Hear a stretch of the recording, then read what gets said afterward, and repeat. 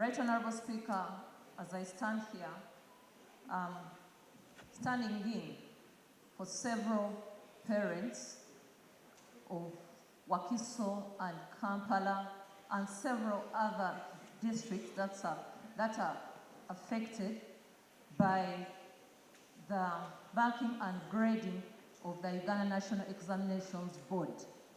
Right Honourable Speaker, we are all aware that UNEB is mandated to manage the examination process and ensure that at the end of each academic year, we have credible results in this country.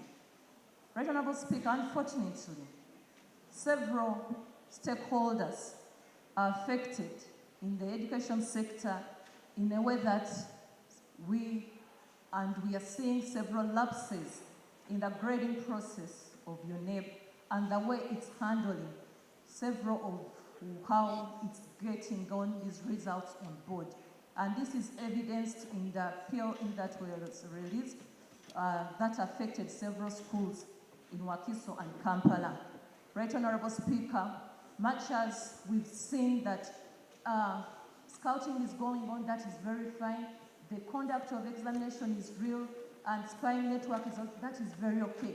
But the discontentment of the results upon several of our pupils, we feel a lot is happening. So my prayer, we pray that a thorough investigation is instituted in UNEB's mandate, in UNEB's mode of banking and grading. I need that information from the Shadow Minister Education. Mr. Speaker, what the Honourable Member is saying is very pertinent. I am a primary teacher, and it's very, very disturbing to find a school that has been performing for the last 10 years, giving good grades, and this time it comes out as the worst school. Secondly, Mr. Speaker, members give me attention, I will give information. Some of these schools have children who have their parents. They picked them from Kampala, took them in rural schools. These very children of P6, in the P6, they got first grades, first class, first grades, 4s.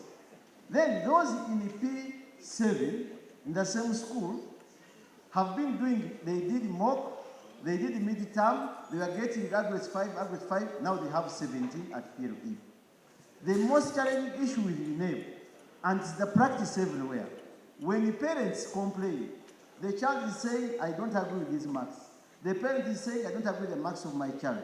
The teacher who taught the child is saying, I don't agree with the marks of my child. And the school is saying, I don't agree.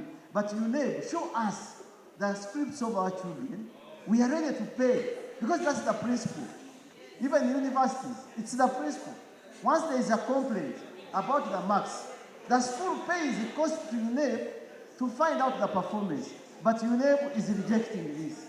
And Mr. Speaker, let us agree on this. In Kampala, most of the UPE schools in Kampala employ teachers on a private basis because they don't have enough teachers.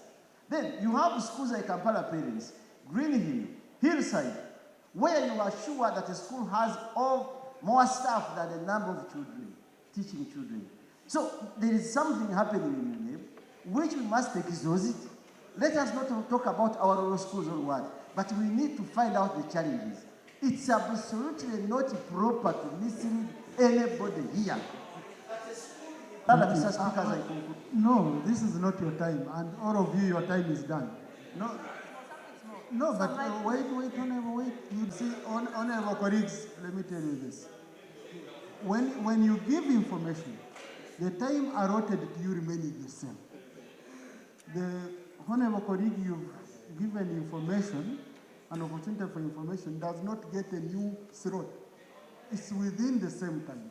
So it's very, very important for you to know when you're giving someone for information, it shouldn't exceed a minute because they are going to take up your time.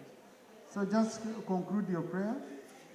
A thorough investigation should be instituted in UNEB's mode of marking and grading of candidates for schools in Kampala and Wakiso and the neighboring districts and entirely the country, such that at least parents who dedicate a lot and teachers who dedicate a lot really get satisfaction of what UNEB is doing. I thank you. Thank you. That's for it will be at the discretion of the ministry. Okay? You've heard the concerns. Honorable Emma, please. And when I do so, there is something I need to bring in. I am a member of the Committee of Education and Sports, and I had the privilege of personally being there when the results of P7 was being released. Mr. Speaker, we know over the years how UNEB has improved over the years. I have been a member of the committee from the 10th Parliament up to now. And we have seen the improvement in UNEB up to now.